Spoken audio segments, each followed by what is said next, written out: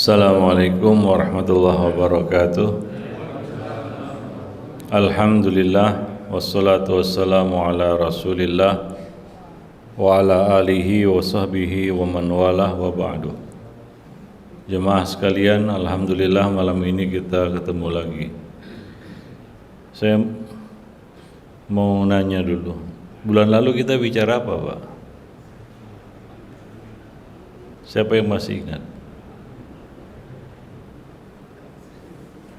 Enggak ada yang ingat. Ya, enggak ada yang mencatat juga.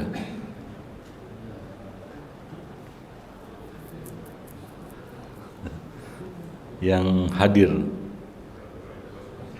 Tentang apa itu?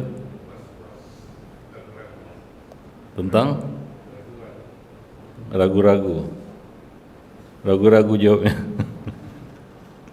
Ya, para jemaah yang dimuliakan Allah, malam ini kita akan masih membicarakan tentang masalah tazkiyatun nufus, ya, tentang pola yang dilakukan oleh syaitan kepada anak Adam, ya, berupa syubhat dan syahwat. Ya, setan masuk kepada manusia melalui dua jalur tadi, yaitu jalur syubhat dan jalur syahwat. Jalur syubhat ini tujuannya adalah agar manusia tidak dapat melihat kebenaran secara jelas. Kadang-kadang manusia itu tahu dan ada kecenderungan dan kecondongan kepada kebenaran, ya, karena yang hak dan yang batil itu adalah sesuatu yang nyata, para jemaah yang dimuliakan Allah. Sebagaimana baik dan buruk, sesuatu yang nyata bisa dinilai sebenarnya. Akan tetapi ada tirai, ada penutup yang membuat kebenaran itu menjadi samar, ya, sehingga seolah-olah dia adalah batil. Maka salah satu yang dilakukan oleh syaitan adalah membolak-balikkan hakikat. Yang hak terlihat batil dan yang batil terlihat hak. Dalam hal ini syaitan menggunakan cara at-tazyin. La uzayyinanna lahum fil ardi, aku akan menghiasi. Apa yang dihiasi? Keburukan. Karena kalau kebaikan itu tidak perlu dipoles. Seperti emas akan berkilau dimanapun dia berada. Akan tapi suatu yang batil itu perlu dipoles supaya terlihat baik, terlihat benar. Maka yang dilakukan oleh syaitan adalah melakukan at-tazyin, ya, membuat seolah-olah yang batil itu adalah kebenaran. Maka salah satu caranya adalah dengan menamai perkara-perkara yang batil itu dengan nama-nama yang baik. Maka kita tidak boleh memanipulasi kebatilan lalu kita gunakan istilah-istilah lain yang membuat samar. Misalnya zina disebut selingkuh, padahal hakikatnya apa? Zina, para jemaah yang dimuliakan Allah, ya. Nah, khamr disebut minuman keras, ada minuman ringan, ya sebut aja khamr, ya, arak yang memabukkan, yang membuat akal kehilangan fungsinya. Ketika dinamai dengan sesuatu yang seolah-olah itu halus, maka kebenaran akan menjadi tersamar. Dan ini salah satu tujuan syaitan, para jemaah yang dimuliakan Allah, ya, yaitu melakukan tazyin kepada manusia. Atau inilah yang disebut dengan syubhat. Sehingga kadang-kadang manusia itu menjadi ragu menentukan yang hak dari yang batil, menerima yang hak dan menolak yang batil. Para jemaah yang dimuliakan Allah, seperti yang kita bicarakan pada pertemuan yang lalu, bagaimana setan membuat ragu manusia, ya, sehingga dia selalu diliputi keraguan-raguan, seperti yang dilakukan oleh setan kepada Adam. Dia melakukan tazyin dan tujuannya adalah agar membuat Adam menjadi bimbang, yaitu ketika setan mendatangi Adam, ketika Adam sudah berada di surga, setan datang kepada Adam dengan waswasnya, fawaswasa ilaihi syaitan, dan berkata, ya Adam, hal adulluka ala syajaratil khuldi wa mulkil la yabla. Wahai Adam, maukah aku tunjukkan? Jadi setan datang dengan memberikan penawaran, enggak maksa juga, tidak melakukan intimidasi, tidak menakut-nakuti Adam, tapi datang dengan sesuatu yang seolah-olah ini adalah tawaran yang menarik. Apa kata setan? Hal adulluka, maukah? Jadi dengan redaksi tanya yang mengesankan setan nggak maksa, seolah-olah ya, setan memberikan satu pilihan kepada Adam. Hal adulluka, maukah aku tunjukkan kepadamu syajaratil khuldi wa mulkil la yabla. Nah, di sini setan menyebutkan sesuatu dengan sebutan yang bukan namanya.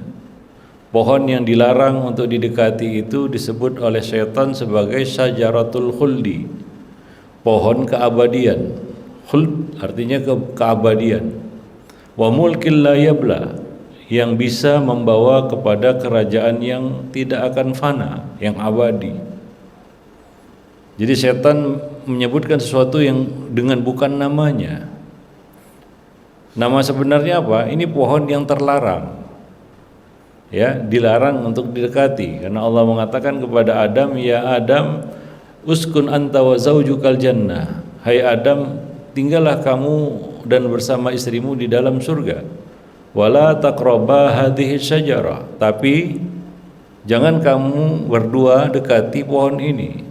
Jadi ini pohon yang terlarang, tapi iblis, setan menamainya dengan nama yang bukan namanya. Dia dikatakan sebagai syajaratul khuldi, pohon keabadian. Maka muncullah kebimbangan, muncullah keraguan di hati Adam. Apakah pohon ini didekati atau tidak? Ya, didekati atau tidak? Adam memilih untuk mendekatinya. Setan naik lagi, menggoda Adam untuk memetik buahnya. Sudah didekati pohon itu, Adam bimbang lagi, ini dipetik atau tidak, dipetik atau tidak. Akhirnya Adam memetik buahnya. Setelah dipetik, setan terus, ya, menghembuskan keraguan-raguan di hati Adam. Dimakan atau tidak? Dimakan atau tidak? Ketika Adam mendekati pohon itu, ini sudah jatuh dalam larangan, tapi belum ada resikonya. Dipetik oleh Adam, ini lebih dilarang lagi, karena yang dilarang adalah mendekatinya. Ini sudah lebih daripada yang dilarang. Dipetik, tapi belum terjadi apa-apa. Ya, belum terjadi apa-apa, belum nampak resiko dari perbuatan Adam ini. Sudah dipetik itu. Nah, lalu setan terus menghembuskan keraguan-raguan di hati Adam. Gimana itu? Dimakan atau tidak? Dimakan atau tidak? Akhirnya Adam memakan buah itu. Nah, disitulah terjadi akibat dari perbuatan Adam tersebut, yaitu penutup aurat keduanya, Adam dan istrinya, tanggal, lepas, ya, sehingga keduanya tanpa busana. para jemaah yang dimuliakan Allah, ya. Nah, demikian. Jadi setan itu menggiring kita kepada keraguan-raguan secara bertahap. Tidak langsung, enggak. Dimulai dari resiko yang paling kecil. Ya, yang paling kecil. Misalnya apa? Kita mau keluar rumah, setan datang dan berkata, pergilah ke mall, padahal tadi mau pergi ke masjid. Maka orang ini pun jadi bimbang, ragu dia. Mall, masjid, mall, masjid, mall, masjid. Kira-kira bagusnya kemana, Pak? Antara mall dan masjid ini,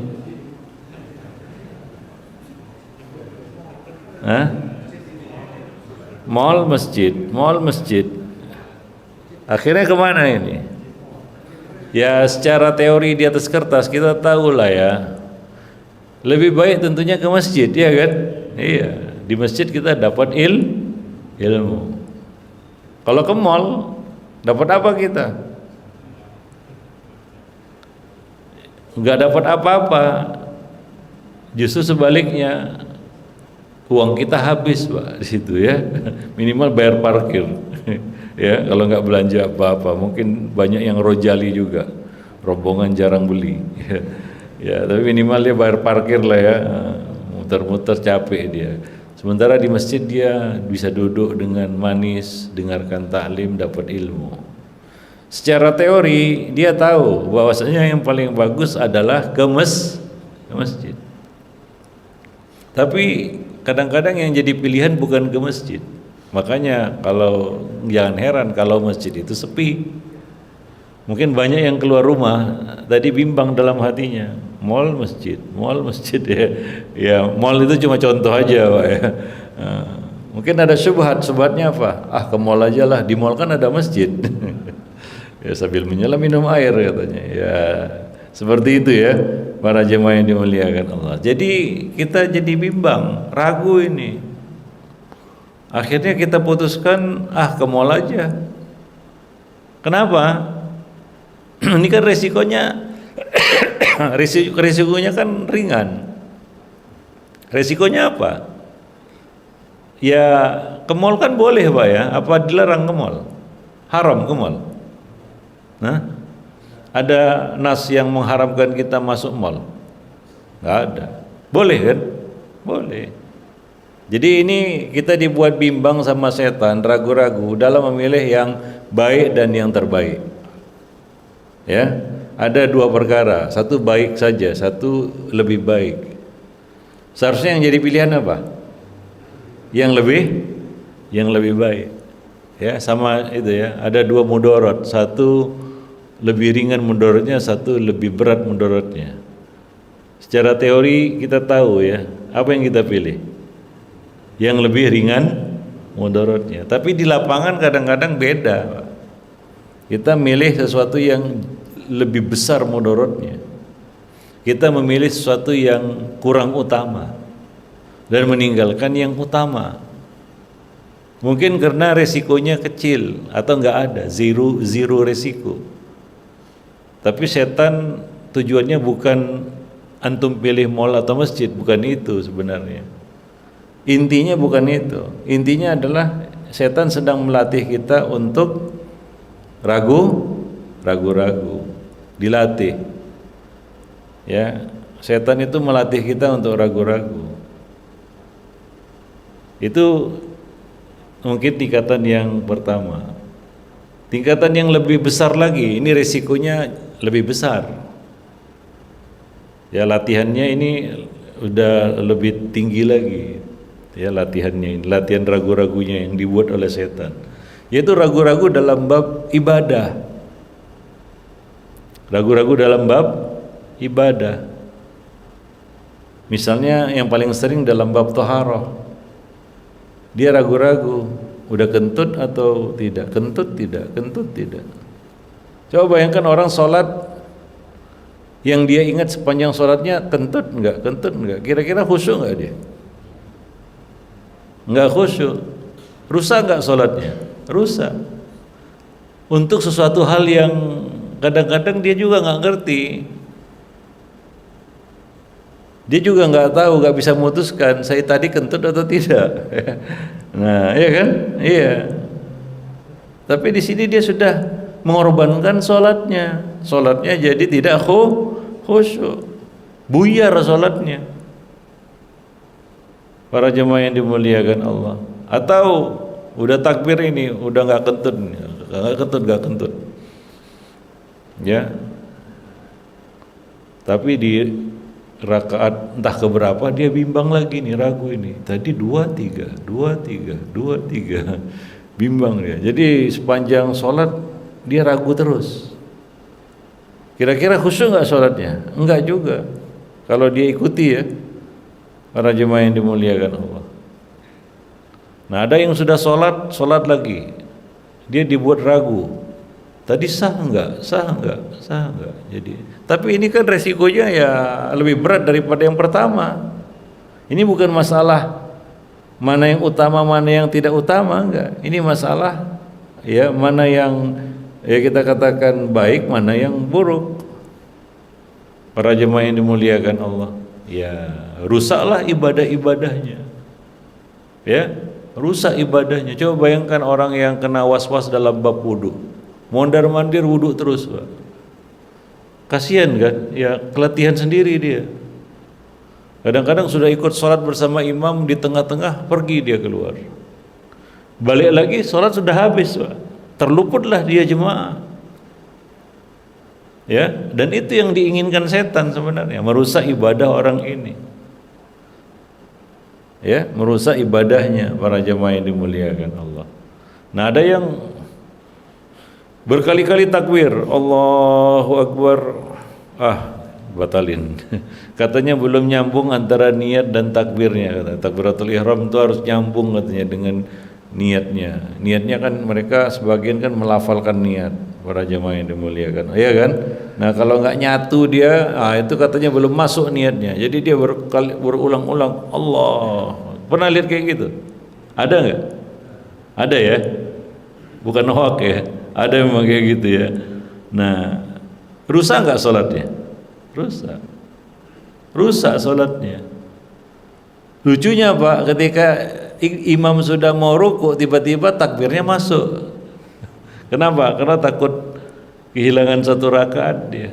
Kenapa tiba-tiba masuk? Hingga apa? Terluputlah banyak hal. Dia luputlah amin bersama imam. Luputlah dia mendengarkan surat yang dibacakan imam. Ya, luputlah juga surat Al-Fatihah. Ya. Buru-buru baca surat Al-Fatihah, Pak. Sudah mau rukuk dia baru masuk takbirnya. Sempat enggak dia baca Al-Fatihah? Yang madhabnya harus baca Fatihah, enggak sempat, sudah rusak salatnya. Anehnya ketika imam mau sujud, mau rukuk baru masuk itu. Ini kan jelas syubhat setan, ya. Nah, resikonya akibatnya apa? Ibadahnya pun rusak.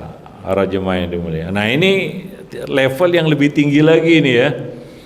Resikonya udah semakin berat ini. Babnya sama. Pola yang dilakukan oleh setan kepada orang ini, kepada mereka ini sama, yaitu apa? Yuwaswisu fi sudurin nas, membisikkan, menghembuskan was-was ke dalam hati manusia. Apakah setan berhenti sampai di situ? Enggak, Pak. Lanjut lagi. Karena dia terus melatih kita untuk ragu-ragu. Perkaranya lebih serius lagi, yaitu di dalam bab iman. Tadi kalau dalam bab ibadah, bab toharoh yang paling banyak ya. Nah, kalau di dalam bab iman yang paling banyak itu adalah bab iman kepada takdir. Iman kepada takdir. Ya, setan akan datang kepada salah seorang dari kamu, lalu membuat orang itu ragu terhadap takdir Allah Subhanahu wa taala. Ragunya bagaimana? Dia berkata, seandainya tadi begini nggak akan begitu. Seandainya tadi begitu nggak akan begini. Nah, itu kan dia sudah ragu terhadap takdir, seolah-olah yang terjadi itu tidak bijaksana. Harusnya tidak terjadi seperti itu, harusnya terjadi seperti yang dia inginkan. Nah ini kan sebenarnya dia sudah kena was-was dalam bab takdir. Maka Nabi sallallahu alaihi wasallam mengatakan, wa in asabaka syai' fala taqul law anni fa'altu kadza lakana kadza wa kadza. Kalau terjadi satu musibah, janganlah kamu katakan seandainya tadi begini niscaya tidak begitu. Seandainya tadi begitu tidak akan begini. Fa inna lau taftahu amal syaitan, karena berandai-andai seperti ini akan membuka pintu syaitan. Artinya apa? Membuka pintu setan untuk beraksi. Maka fix ya, kalau kita berandai-andai seperti itu artinya kita sudah ragu-ragu itu. Ya, maka coba lihat orang-orang yang kena gila alias jadi gila itu awalnya itu ragu-ragu. Yang dihembuskan setan ke dalam orang yang gila ini, yang jadi gila dia, itu adalah keraguan-raguan. Ya, pola yang sama dilakukan setan juga kepada orang yang bundir, Pak. Bundir tahu? Bunuh diri. Ya, awalnya itu adalah setan menghembuskan keraguan-raguan di dalam hatinya, was-was. Ya, hingga semakin kuat was-was itu ya berujung kepada apa? Bunuh diri. Para jemaah yang dimuliakan Allah. Nah, demikian juga orang-orang yang sesat, murtad, itu awalnya dia dibuat ragu-ragu oleh setan. Hingga akhirnya apa? Dia meyakini kebatilan. Dia meyakini sesuatu yang sesat.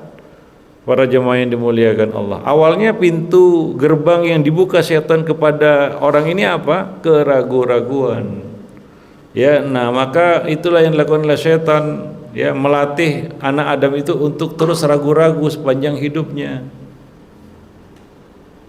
Makanya fenomena ragu-ragu itu jangan dianggap remeh. Ya, jangan dianggap biasa. Kalau itu terlalu sering kita alami, setan akan dengan mudah membuat kita ragu-ragu di akhir usia. Ya. Nah, terus sampai akhirnya setan akan datang, kata Nabi, kepada salah seorang dari kamu dan berkata, Allah ciptakan ini, Allah ciptakan itu. Siapa yang menciptakan?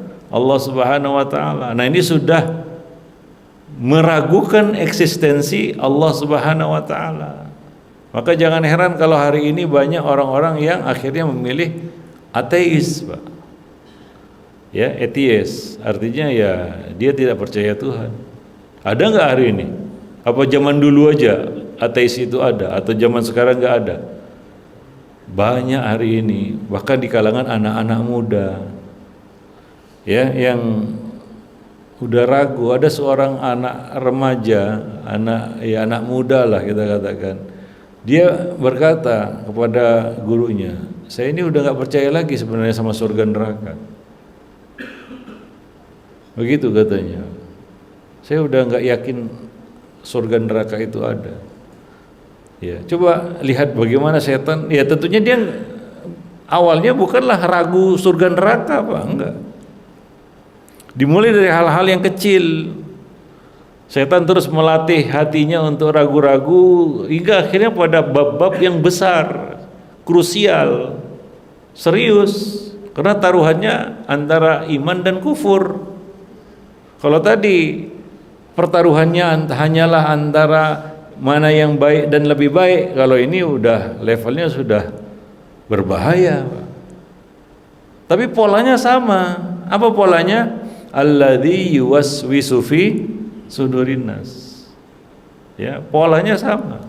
Nah, ironinya para jemaah yang dimuliakan Allah, kita ini kadang-kadang tahu pola setan itu, tapi selalu saja kita kalah. Ya, kalah kita, para jemaah yang dimuliakan Allah. Maka Nabi sallallahu alaihi wasallam mengatakan di dalam hadis, al-ismu mahaka fi sadrik. Dosa itu adalah sesuatu yang mengganjal dalam hatimu. Mengganjal di sini maksudnya apa? Kita ragu-ragu antara kita kerjakan atau tidak. Rata-rata orang yang pertama buat dosa itu diawali dari ragu-ragu seperti ini. Buat tidak, do or do not, kan gitu ya. Buat atau tidak, buat atau tidak. Lalu muncullah syubhat di kepalanya, sekali aja kok. Besok enggak lagi gitu, syubhatnya gitu ya. Nah, syubhatnya begitu. Barulah setan bermain dengan syubhatnya di kepala manusia. Cuma sekali aja, besok bisa berhenti.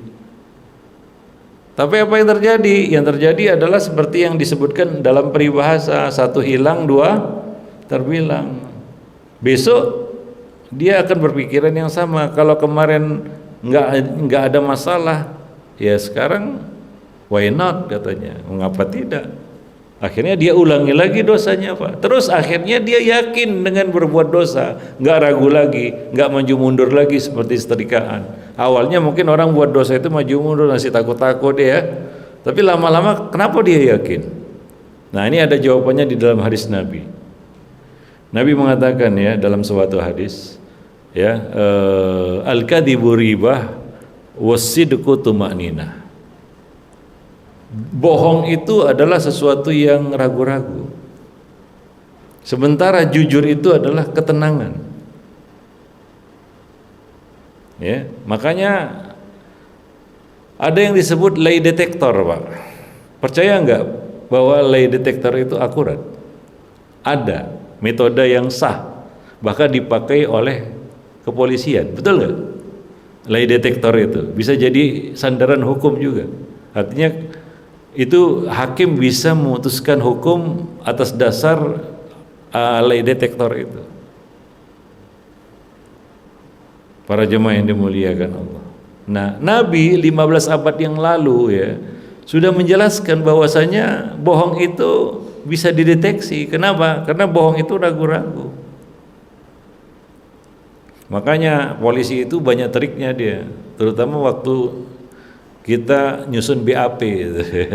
Nah, saya tanya kepada antum, bagaimana caranya kalau antum merasa terus dibohongi sama anak remaja antum, sama anak antum lah yang sudah gede? Kayaknya dia bohong ini. Ya, namanya orang tua kan batin juga ya kalau dibohongi sama anak ya, tahu ya Pak ya. Ya, cuma kadang-kadang membuktikannya susah ya kan. Nah, tapi kita batin aja. Kayaknya anak saya bohong ini.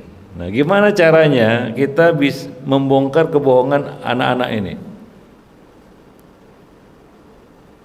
Gimana caranya? Ini pakai cara polisi ini.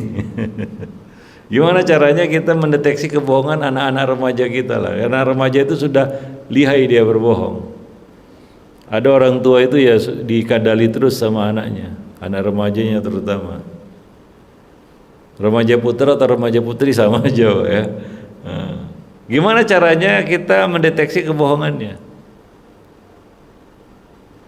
Ini berlaku umum sebenarnya ya, mau kepada anak, istri, ataupun teman atau siapapun lah. Ini metode ini. Gimana caranya? Antum pernah nggak mendeteksi kebohongan pada anak antum? Sehingga ya sebenarnya antum bisa meyakini bahwa dia telah berbohong sama saya. Gimana caranya? Coba. Dengan teori yang ilmiah ya, gimana caranya? Ya udah, ya suruh dia cerita satu cerita berulang-ulang, Pak. Dia kan bohong kan dia cerita ya, gini. Coba suruh dia menceritakan satu kejadian peristiwa, suruh dia cerita agak panjang, antum rekam ya. Dan interval beberapa waktu kemudian suruh dia cerita lagi. Nah, kemudian setelah itu suruh lagi dia cerita sampai mungkin 4-5 kali. Polisi begitu triknya kalau kita ketika kita dimintai keterangan dan ditulis BAP-nya. Disuruh kita cerita satu cerita berkali-kali, Pak. Nah, orang yang bohong itu tidak konsisten. Ragu-ragu dia. Kadang A, kadang B, balik lagi ke C, balik lagi ke A, gitulah dia. Nggak pernah konsisten. Kenapa? Karena Nabi mengatakan al-kadhibu ribah. Ribah ya, bukan riba, bukan. Ribah itu artinya ragu-ragu, Pak. Para jemaah yang dimuliakan. Jadi bisa diketahui bengkoknya lisan itu. Dari apa? Dari keraguan-raguan. Maka Nabi SAW mengatakan dalam hadis, ya inna rajula yakdzib wa la yazalu yakdzib wa yataharral kadhib hatta yuktaba indallahi kadzdzaba. Orang itu bohong sekali, lalu apa? Selalu berbohong 2, 3, 4, 5 kali. Kemudian apa? Yataharral kadhib, dia mencari-cari kesempatan untuk bohong. Ini sudah profesional, Pak. Ujung-ujungnya jadi apa? Jadi penipu dia. Hingga ditulis di sisi Allah dia adalah seorang pendusta. Begitulah dosa. Ada prosesnya itu. Ya, jadi setan aja sabar itu untuk menggiring manusia kepada keburukan dengan proses. Orang itu kan enggak tiba-tiba jadi jahat, enggak ya? Enggak. Tapi kita lihat ada penyimpangan 1 derajat, 2 derajat, 3 derajat, akhirnya 180 derajat. Para jemaah ini dia berbalik arah. Yang dulunya mengarah kepada kebaikan sekarang mengarah kepada keburukan. Ya, nah jadi dibelokkan sama setan itu tidak main patah-patah, enggak, Pak. Tapi setan itu main cantik dia. Ya halus, nyaris tidak terdeteksi bahwa orang ini kena syubhat setan. Para jemaah yang dimuliakan Allah, ya. Nah, demikian. Jadi kita katakan setan terus melatih anak Adam itu untuk ragu-ragu. Nah, puncaknya ya kita tahu ketika orang ini akan menghadapi kematian, sakarat.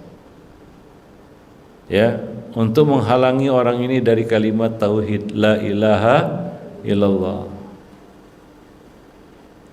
Menghalangi orang ini dari kalimat la ilaha illallah di masa-masa yang sangat penting. Ketika orang ini akan pergi meninggalkan dunia, yang seharusnya kata Nabi sallallahu alaihi wasallam, man akhiru kalamihi la ilaha illallah dakhalal jannah. Barang siapa yang akhir ucapannya la ilaha illallah, dia masuk surga. Oleh karena itu ada syariat mentalkin orang yang mau mati. Lakinu mautakum la ilaha illallah. Lakinu di sini maksudnya bimbing, bisikkan ke telinganya, bimbing dia untuk mengucap la ilaha illallah. Itulah amal yang dianjurkan untuk dilakukan sebagai penutup hidup kita di dunia. Tapi apakah itu mudah untuk dilakukan? Enggak. Bagaimana setan menghalangi kita untuk mengucapkan kalimat itu? Ya tentu saja tidak ada yang menghalangi kita pada saat sakarat untuk mengucapkan kalimat itu selain syaitan. Tapi apa cara setan untuk menghalangi kita dari kalimat itu? Banyak, Pak, ya, orang yang mau mati dibimbing untuk mengucap la ilaha illallah tapi gagal. Gagal. Ternyata enggak segampang itu. Kemarin saya ngisi di Pondok Kelapa dengan tema yang sama tentang bahaya was-was setan seperti ini. Habis kajian saya bicara tentang gimana orang itu menghadapi sakarat akan dihalangi dari kalimat la ilaha illallah. Saya sempat tanya juga kepada jemaah, siapa di sini yang pernah menghadapi orang yang sakarat? Diam, nggak ada yang jawab. Apakah orang itu ketakutan atau kebingungan? Orang yang mau mati ini ketakutan atau kebingungan? Ayo. Ketakutan atau kebingungan? Hah? Bingung. Kadang-kadang bengong, kadang-kadang ya menunjukkan gestur apa namanya? Gelisah. Bukan takut. Ya. Seperti dia ada sesuatu yang menghalanginya dari kalimat itu. Padahal kalimat itu kan sudah jutaan kali dia ucapkan sepanjang hidupnya. Apa lupa dia kalimat itu? Ada orang yang lupa ngucap la ilaha illallah, Pak? Wah, lupa saya. Enggak ada ya? Enggak ada. Udah jutaan kali. Pernah dihitung enggak kita berapa kali ngucap la ilaha illallah sepanjang hidup sampai hari ini? Jutaan kali, Pak, ya. Lalu kenapa ketika kita mau mati kita disuruh orang-orang disuruh untuk membantu saudaranya untuk mengucap la ilaha illallah? Ini tanpa pandang bulu statusnya apa, mau dia seorang alim, mau dia seorang awam, mau orang soleh, mau orang fasik. Misalnya ada orang fasik, Pak, mau mati, apa kita biarkan aja? Wah, ini fasik ini. Atau sebaliknya, ini orang soleh ini orang soleh ini, udahlah nggak usah dibimbing-bimbing lagi, dia lebih soleh dari saya. Apa seperti itu? Atau ada dibedakan antara orang yang berilmu dengan orang yang awam, orang yang nggak berilmu. Wah, ini orang tinggi ilmunya, ini udah biarkan aja lah. Enggak, Pak, apapun status kita, tetap kita bantu, ya. Ini saling bantu membantu untuk bisa mengucap la ilaha illallah. Karena itu tidak mudah. Setan akan datang, iya, kepada orang-orang yang mau mati, iya, masa dilepas? Dia datang dengan apa? Dengan was-was, ya, sehingga orang itu kadang-kadang kalimat itu sudah di ujung lidah tapi nggak keucap, Pak. Apa yang ada dalam pikirannya? Apa yang dilakukan oleh setan kepadanya? Pola yang sama. Itu yang dia lakukan oleh setan sepanjang hidup orang ini sebenarnya. Terakumulasi sampai pada puncaknya, yaitu saat dia menghadapi sakarat, Pak. Makanya saya katakan tadi, inilah pola yang sama yang dilakukan oleh setan berulang-ulang. Dia ulang-ulangi terus pola ini, pola ragu-ragu ini.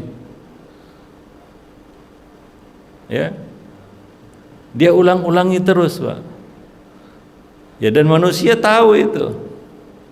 Makanya Allah Subhanahu wa taala mengingatkan itu di dalam Al-Qur'an, surat An-Nas tadi, alladzi yuwaswisu fi sudurin nas. Ia membisikkan was-was ke dalam hati manusia. Oleh karena itulah Nabi sallallahu alaihi wasallam mengajari kita, ya, sesuatu yang bertentangan dengan itu, kontranya, Pak. Yaitu apa?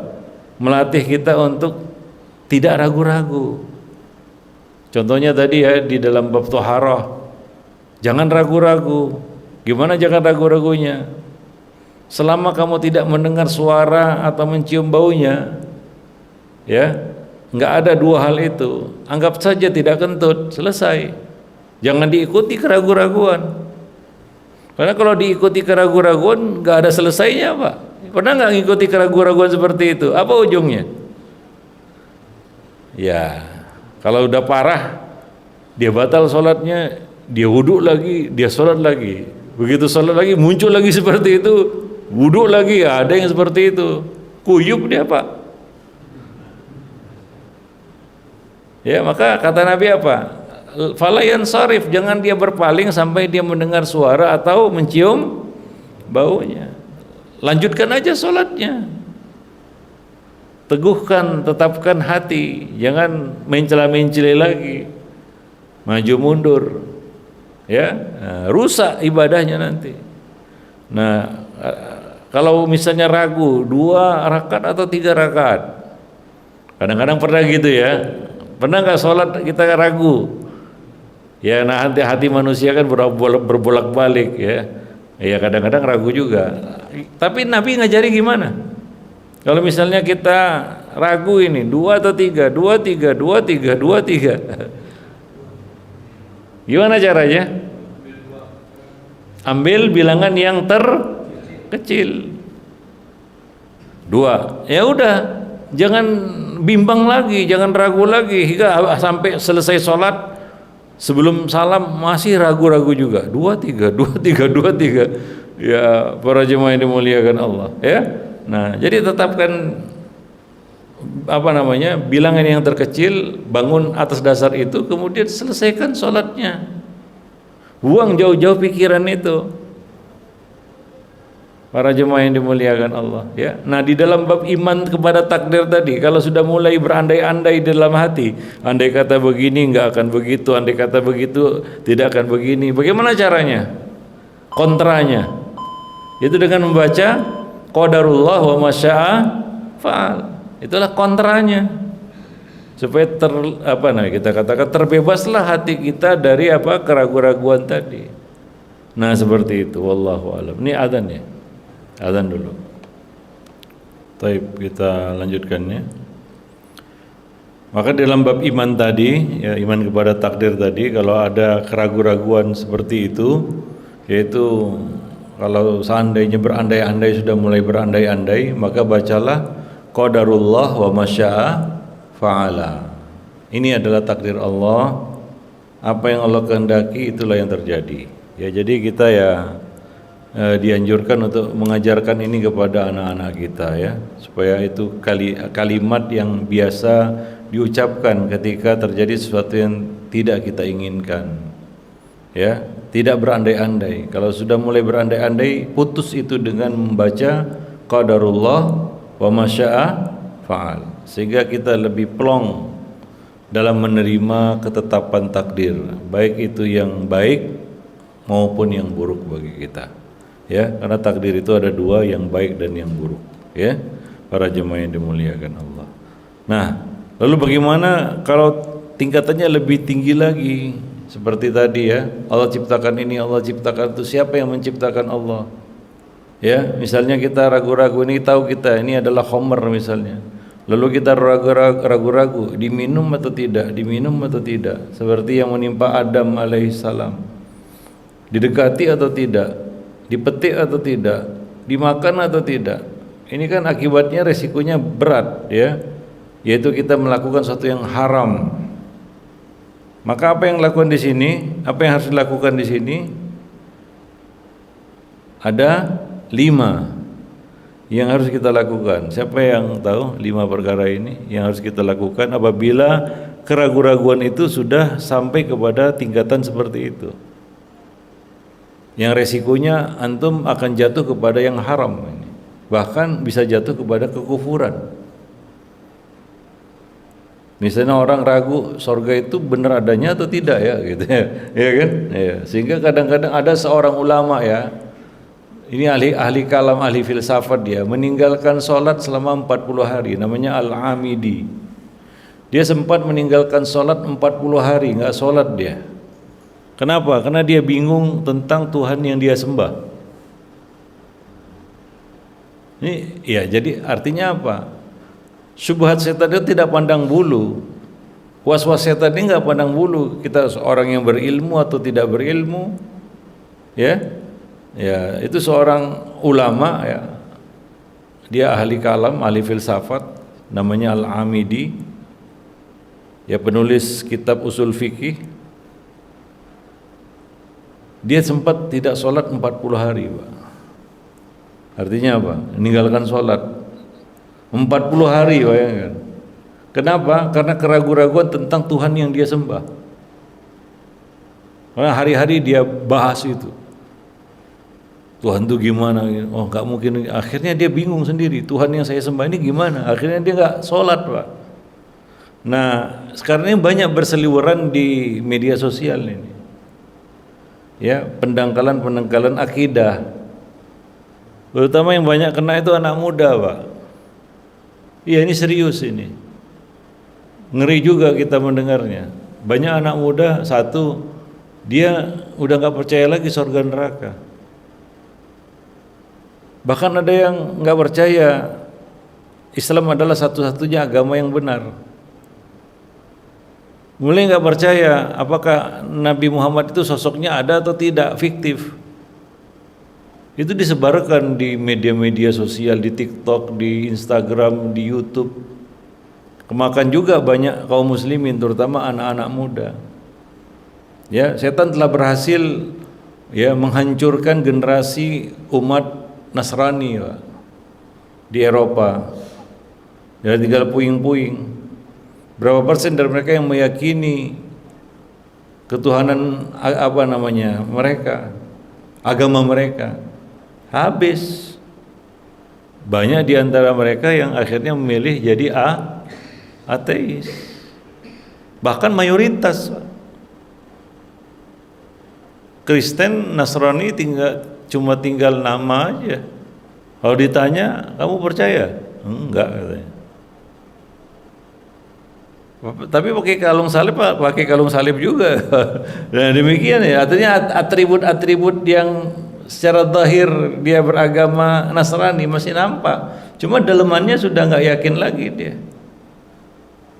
Para jemaah yang dimuliakan Allah, dan hal yang sama setan lakukan juga kepada umat ini, terutama anak-anak mudanya, Pak. Ya, Nah, jadi kalau sudah syubhatnya seperti itu, was-wasnya sudah seperti itu, apa yang harus dilakukan? Ada 5 langkah. Yang pertama adalah kita menghentikan was-was itu, jangan diikuti. Karena kalau diikuti gak ada ujungnya memang, ya. Nah, seperti pertanyaan Allah ciptakan, Allah cipta, siapa yang menciptakan Allah? Ya, itu kan gak ada jawabannya, ya. Atas pertanyaan itu. Demikian juga misalnya orang itu mempersoalkan tentang sifat-sifat Allah. Ya, nah itu kan nggak ada ujungnya juga. Mempertanyakan tentang takdir Allah, kenapa begini, kenapa begitu. Makanya tentang takdir nggak boleh ditanya lima wa kaifa, mengapa dan bagaimana. Sama aja di dalam bab zat Allah, sifat-sifat Allah, nggak boleh ditanya kaifa walimada, mengapa dan bagaimana, karena nggak ada jawabannya. Para jemaah yang dimuliakan, kalau diikuti ya orang itu bisa kufur. Maka hentikan itu dengan apa? Ya 5 langkah tadi. Yang pertama, hentikan pertanyaan-pertanyaan yang menggelayut di benak. Itu yang pertama. Yang kedua, kita melepeh ke kiri 3 kali. Fungsinya apa? Untuk mengusir setan, karena pasti ada kehadiran setan di situ. Ya, yang ketiga adalah dia membaca amantu billah, aku beriman kepada Allah. Yang keempat, dia membaca qul huwallahu ahad. Hafal ya? Qul huwallahu ahad. Ya, surat Al-Ikhlas, bukan surat yang lain, enggak. Baca itu. Yang kelima, yang terakhir adalah dia mengucapkan ta'awuz, a'udzubillahi minasyaitonirrajim. Ya, dia berlindung kepada Allah dari gangguan setan yang terkutuk. Itulah yang harus dilakukannya untuk menepis keraguan-raguan di dalam bab-bab yang fundamental. Ya, nah ini perlu diajarkan kepada anak-anak remaja kita, karena mereka jadi santapan empuk sehari ini di media sosial. Ya, nah banyaklah propaganda-propaganda yang dihembuskan oleh musuh-musuh Islam hari ini. Satu, propaganda semua agama benar. Beragama Pak, tapi slogannya apa? Semua agama itu sama. Sama-sama ke surga. Ini kan syubhat ini. Ya. Jadi ya mau jadi meluk agama ini, agama itu nggak masalah karena jalannya satu katanya. Ya tujuannya satu katanya. Ini kan syubhat ini, disebarkan, banyak yang kena juga. Hingga nggak ada batas-batas lakum dinukum waliyadin. Ya. Yang kedua, propaganda LGBT. Baru-baru ini UI ya mendeklarasikan hari hari LGBT lah itu namanya. Ya. UI Pak, itu adalah lembaga pendidikan tertinggi. Ada yang tamatan UI di sini? Malu nggak? Malu. Para jemaah yang dimuliakan Allah. Kemudian propaganda itu tadi ya, ateisme, agnostik, ya, percaya Tuhan tapi nggak perlu beragama. Tuhan ada tapi kita nggak perlu beragama. Itu syubhat juga. Banyak juga anak muda itu yang agnostik hari ini. Kalau di Eropa ya sudah, semua ini sudah ada semua, kan gitu ya, sudah ya hancur, lebur. Nah, ya kemudian propaganda ateisme. Ya hingga banyak juga anak muda hari ini nggak percaya Tuhan. Ya sampai seperti itu, dan pada puncaknya muncullah kelompok-kelompok penyembah setan, Pak, seperti yang di barat-barat sana. Kelompok apa? Penyembah setan. Ya. Wallahu a'lam bishawab ya. Nah, demikian. Jadi orang itu kenapa yakin dia nyembah setan? Ya awalnya tadi setan masuk dari pintu apa? Was. Enggak ada Pak orang tiba-tiba ujuk-ujuk yakin setan itu disembah. Enggak, dia yakin menyembah setan. Enggak. Para penyembah setan itu. Tapi pelan-pelan digiring. Ya.